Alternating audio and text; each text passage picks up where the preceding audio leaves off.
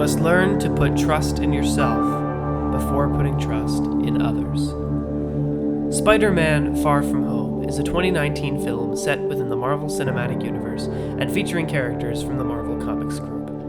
Unquestionably, Spider-Man is one of the most influential pop culture icons of all time, and has already appeared in his current iteration in a total of 5 films in the MCU, a feat that neither of the other 2 live-action Spider-Men before him could pull off. Andrew Garfield never made it to 3, Tobey Maguire never made it to 4, but Tom Holland is already at 5 and shows no signs of slowing down.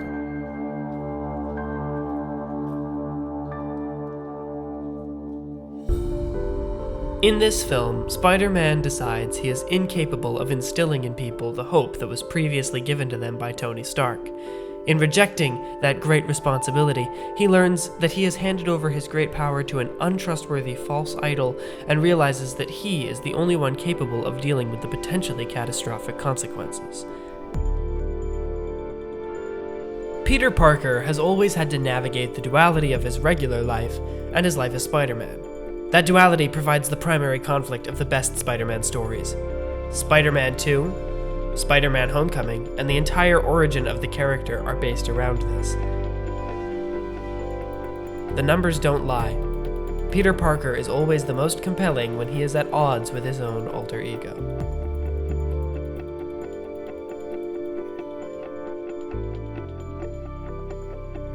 Great power, great responsibility.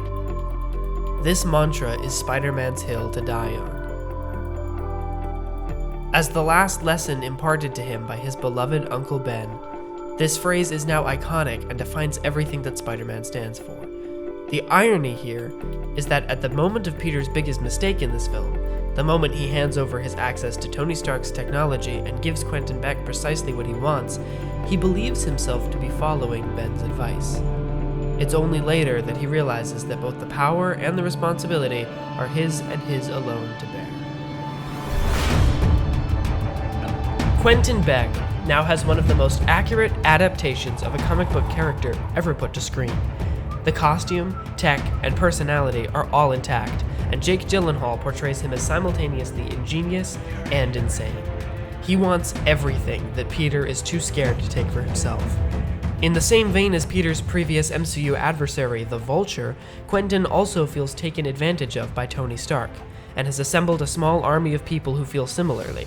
They are those who feel ungrateful for the sacrifice that Tony made for them and see nothing but an opportunity for their own self-righteous goals within the hole that Tony has left behind, and which they seek to fill with a new persona.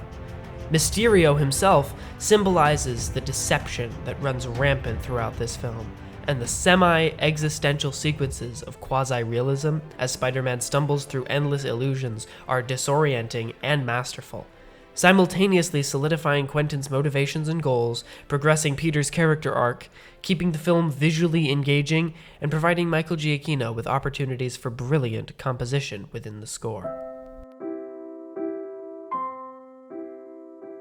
Michelle provides Peter with a much-needed second confidant, and keeps this iteration of Peter Parker feeling young and fresh.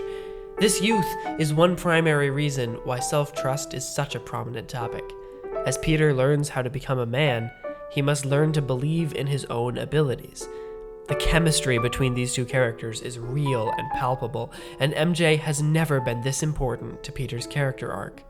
She is not an obstacle to be overcome, and she never is kidnapped or strategically removed from the story to free up Peter. Gone are the days of Peter Parker's secret identity. Those stories have been told. Now that those closest to Peter actually know about his secret, storytellers are being given the opportunity to tell entirely new stories, with new conflict and more close and emotionally connected characters. In all, the symbolization for this theme comes in the form of Peter's unreliable spider sense, or, as it's playfully nicknamed in this film, the Peter Tingle. Here, Peter's spider sense seems to have left him due to the grief of losing Tony and a fear to trust his instincts. But as Peter regains his belief in himself, his spider sense returns, and in the end, he is able to overpower all of Quentin's deception, even with his web shooters empty and his eyes closed. This is one of our favorite Spider-Man films.